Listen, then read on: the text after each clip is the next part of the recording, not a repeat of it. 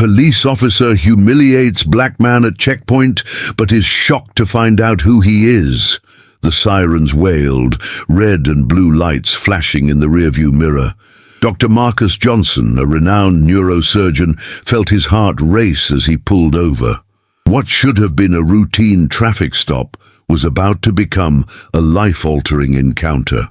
If you're enjoying this story, don't forget to hit that like button, subscribe to our channel, and turn on notifications. Let us know in the comments which city you're watching from.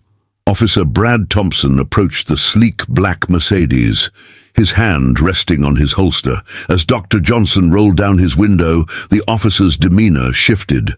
His eyes narrowed, and a sneer crept across his face.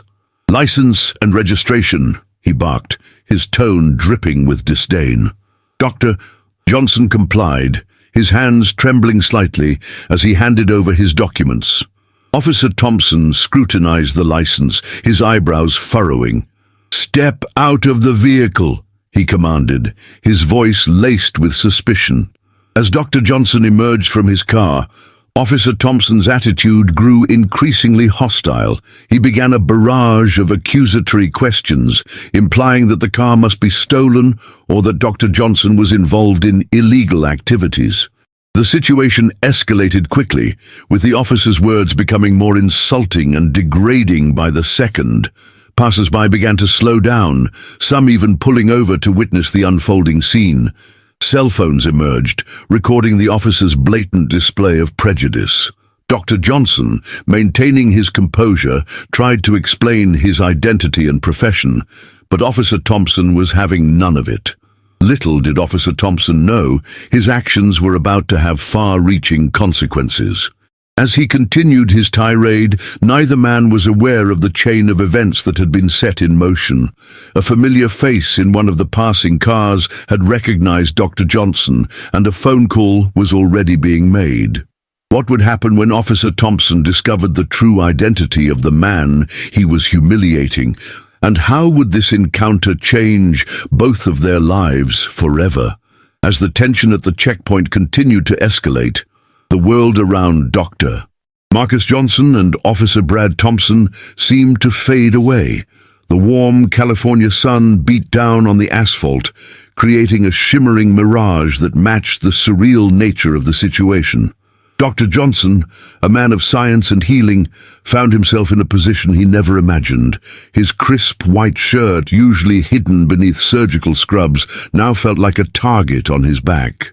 Years of education, countless lives saved, and a sterling reputation seemed to mean nothing in the face of Officer Thompson's prejudice. Officer Thompson, a 15-year veteran of the Los Angeles Police Department, had risen through the ranks with a combination of determination and a knack for being in the right place at the right time. His record was clean, but whispers of his harsh treatment of minorities had circulated through the precinct for years. Today, those whispers would turn into a roar. As Dr. Johnson tried once again to explain his identity, a sleek black SUV pulled up to the scene. The tinted window rolled down, revealing the stern face of Police Captain Elena Rodriguez. Her presence immediately changed the dynamic of the situation. "Thompson!" she barked, her voice cutting through the tension like a knife. "What's going on here?" Officer Thompson straightened up, a flicker of uncertainty crossing his face. "Just a routine traffic stop, Captain." The individual was acting suspiciously. Captain Rodriguez's eyes narrowed as she took in the scene. She recognized Dr. Johnson immediately. He had performed life-saving surgery on her nephew just months ago. The realization of what was unfolding before her sent a chill down her spine. "Dr. Johnson," she said, her voice softening as she addressed the neurosurgeon, "I apologize for this inconvenience. Are you all right?" The look of shock on Officer Thompson's face was palpable. He glanced between the captain and Dr. Johnson, the gravity of his mistake slowly sinking in. As bystanders continued to record the incident, the story was already spreading like wildfire across social media. Little did Officer Thompson know his actions today would not only jeopardize his career, but would also ignite a fierce debate about racial profiling and police conduct that would sweep across the nation. The stage was set for a confrontation that would change lives and potentially reshape the very fabric of law enforcement in Los Angeles. The following days saw a maelstrom of activity engulf both Dr. Johnson and Officer Thompson. As video footage of the incident went viral, public outrage reached a fever pitch. Protests erupted outside the LAPD headquarters, with demonstrators demanding justice and systemic change. Dr. Johnson, thrust into the spotlight, found himself at a crossroads. His initial instinct was to retreat, to focus on his work, and let the incident fade from public memory. However, as he received an outpouring of support from colleagues, patients, and even strangers, he realized he had an opportunity and perhaps a responsibility to effect real change. Meanwhile, Officer Thompson faced an internal investigation. His previously spotless record now seemed a facade, as other incidents of racial profiling began to surface. Colleagues who had once turned a blind eye now distanced themselves, leaving Thompson isolated and defensive. The conflict intensified when Dr. Johnson, after much deliberation, decided to file a formal complaint against Officer Thompson. This action not only put Thompson's career in jeopardy, but also forced the LAPD to confront its policies on racial bias and officer conduct. Captain Rodriguez found herself caught in the middle. As a woman of color in a position of authority, she felt a deep personal connection to the case. She knew that her handling of the situation could either perpetuate the status quo or pave the way for meaningful reform. The turning point came when Dr. Johnson was invited to speak at a town hall meeting addressing police-community relations. As he took the podium, the room fell silent. His words were measured but powerful, recounting not only his recent experience, but also a lifetime of similar incidents that had gone unreported. "I stand before you not as a victim, but as a catalyst for change," Dr. Johnson declared, his voice resonating through the packed auditorium. "What happened to me is not unique. It's a symptom of a deeper issue that we as a society must address." As he spoke, cameras flashed and reporters scribbled furiously. In the back of the room, Officer Thompson sat, his face a mask of conflicting emotions. For the first time, he was forced to confront the real-world consequences of his actions and biases. The speech galvanized the community and caught the attention of state lawmakers. Calls for police reform grew louder, and the LAPD found itself under intense scrutiny. What had started as a routine traffic stop was now sparking a movement that threatened to upend the entire system. As the stakes continued to rise, both Dr. Johnson and Officer Thompson realized that their next moves would define not only their own futures, but potentially the future of policing in America. As the controversy surrounding the checkpoint incident continued to grow, several subplots began to emerge, adding layers of complexity to an already volatile situation. Dr. Johnson's colleagues at the hospital, initially supportive, began to split into factions. Some worried that his activism might negatively impact the hospital's reputation and funding. Others saw this as an opportunity to address long-standing issues of racial disparity in healthcare. This division created tension in the operating rooms and staff meetings, threatening the cohesive team dynamic crucial for patient care. Officer Thompson's family life began to unravel. His wife, Sarah, a schoolteacher, found herself ostracized by co-workers and parents. Their children faced bullying at school, coming home with tears and questions their parents struggled to answer. The strain pushed the Thompson family to the brink, forcing Brad to confront the far-reaching consequences of his actions. Meanwhile, a young intern at the LAPD, Officer Samantha Chen, became an unexpected ally to Captain Rodriguez. Chen had witnessed similar incidents of racial profiling, but had always felt powerless to speak up. Inspired by Dr. Johnson's courage, she began compiling data on traffic stops and arrests, uncovering a pattern of bias that extended far beyond Officer Thompson. As these subplots intertwined, a ticking clock element emerged. The mayor, under pressure from both reform advocates and the police union, set a deadline for the LAPD to implement new anti-bias training and accountability measures. This time, constraint added urgency to Captain Rodriguez's efforts to navigate the complex political landscape and push for meaningful change. The mounting pressure from all sides created a powder keg of emotions and conflicting interests. As the deadline approached, it became clear that the resolution of this conflict would have far-reaching implications, not just for Dr. Johnson and Officer Thompson, but for the entire community and potentially police departments nationwide. The turning point came on a rainy Tuesday evening, exactly 3 weeks after the checkpoint incident. Dr. Johnson had just finished a grueling 12-hour surgery when he received an urgent call from the hospital's emergency room. A car accident victim had been brought in with severe head trauma. As Dr. Johnson rushed to assess the patient, his heart nearly stopped. Lying on the gurney, unconscious and critically injured, was Officer Brad Thompson's teenage son, Michael. In that moment, all the anger and resentment Dr. Johnson had been harboring evaporated. His medical instincts took over, and he immediately began working to save Michael's life.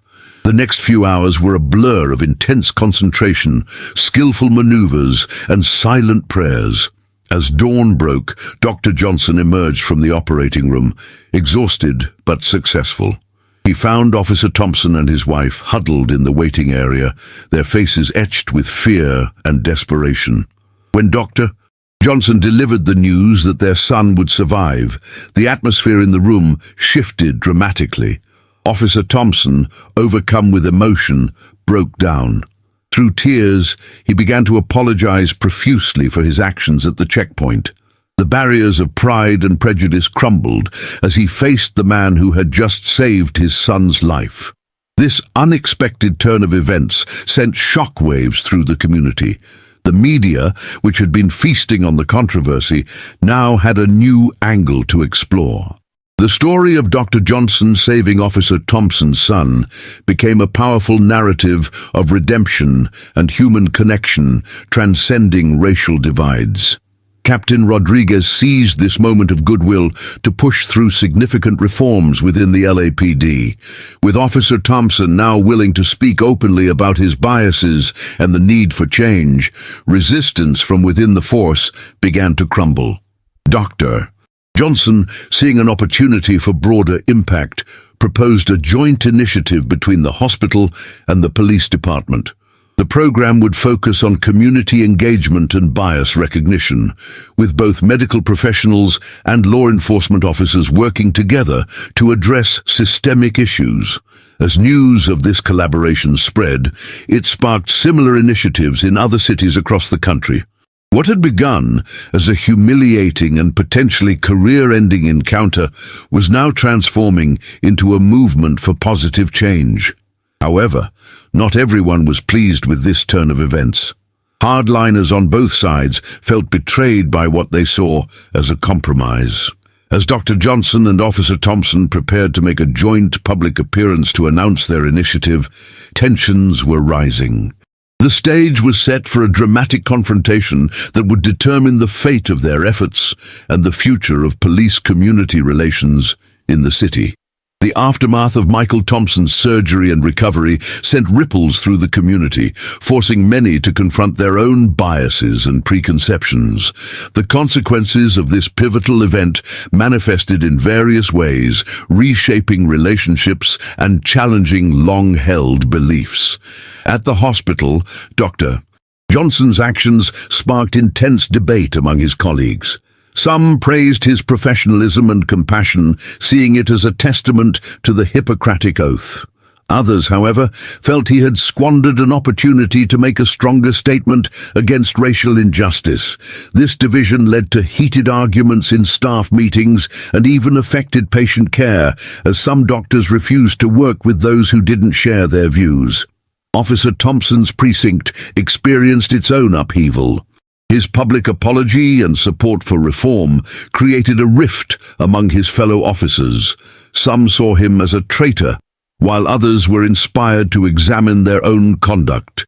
This tension resulted in slowdowns, increased sick days, and a general atmosphere of mistrust that threatened the department's effectiveness. The Thompson family faced their own challenges. While Michael recovered, Sarah Thompson struggled with conflicting emotions. She was immensely grateful to Dr. Johnson, but also grappled with guilt over her initial support of her husband's actions. This internal conflict strained their marriage, forcing the couple into counseling. Meanwhile, Captain Rodriguez faced political pressure from both sides. Reform advocates accused her of not pushing hard enough for change, while the police union threatened a vote of no confidence over her support for the new initiatives. Her career hung in the balance as she navigated these treacherous waters. In the broader community, the story had unexpected effects. Some citizens who had been vocal critics of the police now found themselves conflicted, touched by the human element of the story. Conversely, staunch police supporters grappled with the undeniable evidence of systemic issues within the force. As Dr. Johnson and Officer Thompson prepared for their joint press conference, the city held its breath. Would their unified front be enough to bridge the deep divides, or would it further inflame tensions?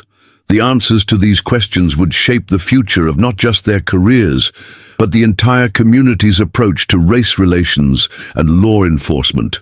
In the weeks leading up to the joint press conference, both Dr. Johnson and Officer Thompson faced personal and professional challenges that tested their resolve and commitment to change. Dr. Johnson, once solely focused on his medical career, found himself thrust into the role of a civil rights advocate. He spent sleepless nights poring over police reform proposals, consulting with community leaders, and preparing for public speaking engagements. This new responsibility weighed heavily on him, and he often questioned whether he was the right person for this monumental task.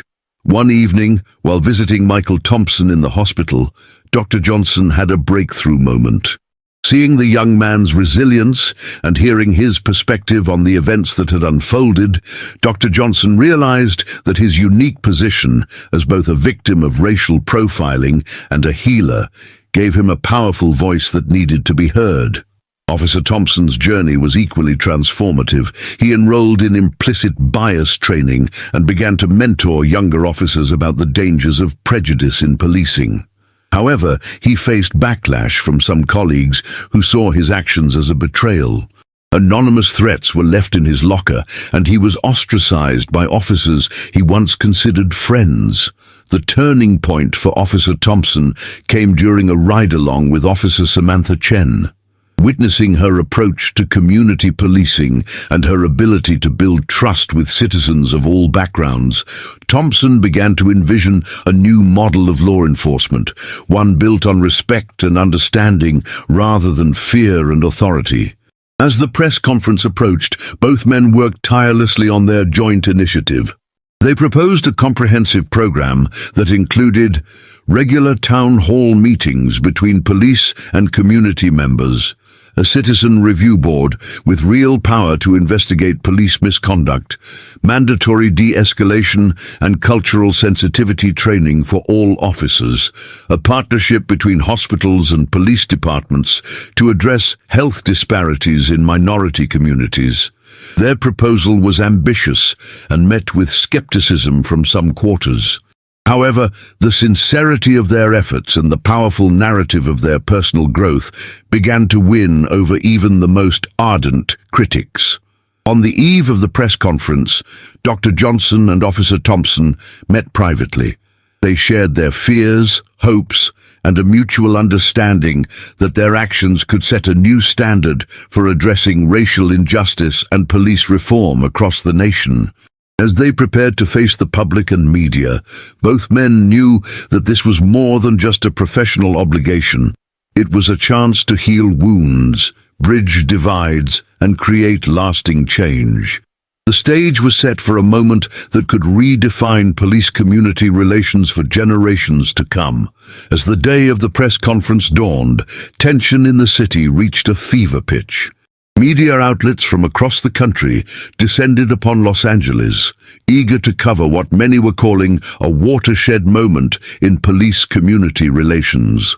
Outside the venue, a diverse crowd gathered. Supporters of police reform stood shoulder to shoulder with law enforcement families, their competing chants creating a cacophony of voices. Barricades and a heavy police presence kept the peace, but the atmosphere was electric with anticipation and uncertainty. Inside, Dr. Johnson and Officer Thompson made final preparations.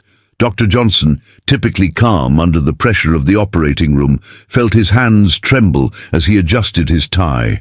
Officer Thompson, usually confident in his uniform, felt exposed and vulnerable in his civilian clothes. Captain Rodriguez, overseeing security for the event, received alarming news. Intelligence suggested that extremist groups on both sides were planning to disrupt the conference. She quickly reorganized her team, knowing that any incident could derail the fragile progress they had made. As the minutes ticked down, key figures took their places in the audience. Michael Thompson, still recovering but determined to support his father, sat in the front row.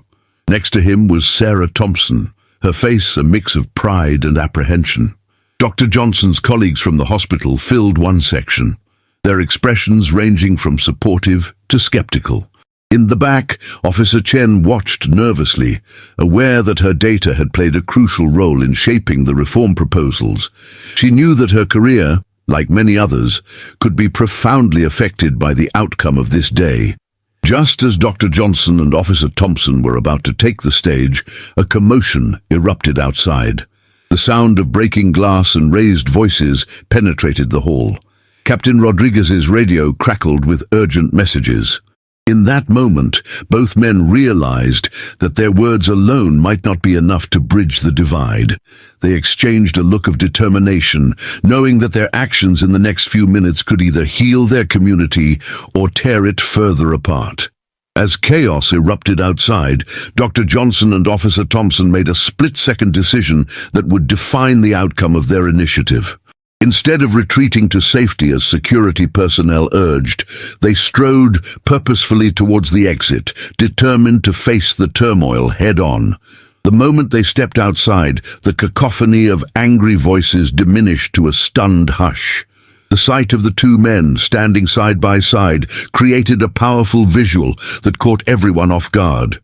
Dr. Johnson spoke first, his voice carrying across the crowd with unexpected authority. "We've all come here today because we care about our community," he began. "But true change doesn't start with shouting or violence. It starts with listening and understanding." Officer Thompson then stepped forward, his face etched with emotion. "I stand before you as a man who made a grave mistake," he admitted, his voice cracking. "But I also stand here as someone who's been given a second chance to make things right. We're asking you to give our city that same chance." As they spoke, the tension in the air began to dissipate. Protesters on both sides lowered their signs, captivated by the raw honesty and unity displayed before them. The climax reached its peak when Michael Thompson, supported by his mother, made his way through the crowd to stand beside his father. The young man, still bearing visible scars from his accident, addressed the gathering. "Dr. Johnson saved my life," Michael said, his voice shaking but determined. "Not just in the operating room, but by showing my family the power of forgiveness and the possibility of change. If he can do that after what happened, can't we all try to do the same?" This powerful moment of reconciliation sent a wave of emotion through the crowd. Hardened activists found themselves wiping away tears, and even the most skeptical observers were moved by the display of humanity before them. In a spontaneous gesture that would be replayed on news channels for weeks to come, Dr. Johnson extended his hand to Officer Thompson. As they shook hands, a cheer erupted from the crowd, drowning out the last echoes of conflict. Captain Rodriguez, seeing the situation de-escalating, quickly organized an impromptu forum right there on the steps. For the next few hours, community members, police officers, and city officials engaged in the kind of open, honest dialogue that had been sorely missing. As the sun set on this transformative day, it was clear that while the road ahead would be challenging, a critical first step had been taken. The city had witnessed not just a press conference, but the birth of a movement, one built on the powerful foundations of empathy, accountability, and the shared desire for a better future. In the months following the dramatic press conference, Los Angeles saw remarkable changes. The joint initiative proposed by Dr. Johnson and Officer Thompson was not only implemented, but became a model for cities across the nation. Officer Thompson, true to his word, became a vocal advocate for police reform within the department. His personal story of transformation inspired many of his colleagues to confront their own biases and embrace a new approach to community policing. Dr. Johnson, while continuing his work as a neurosurgeon, became a respected voice in civil rights discussions. His ability to bridge the gap between law enforcement and minority communities made him an invaluable asset in implementing the new policies. The Citizen Review Board, one of the key proposals, proved effective in increasing police accountability. Complaints of racial profiling decreased significantly, and community trust in law enforcement began to rebuild. Captain Rodriguez's unwavering commitment to change earned her a promotion to police chief, making her the first Latina to hold the position in the city's history. Perhaps most importantly, the Thompson family's journey became a powerful symbol of healing and reconciliation. Michael, fully recovered, started a youth program that brought together children from diverse backgrounds to foster understanding and empathy. As the one-year anniversary of the checkpoint incident approached, Los Angeles had become a testament to what could be achieved when a community chooses unity over division and understanding over prejudice.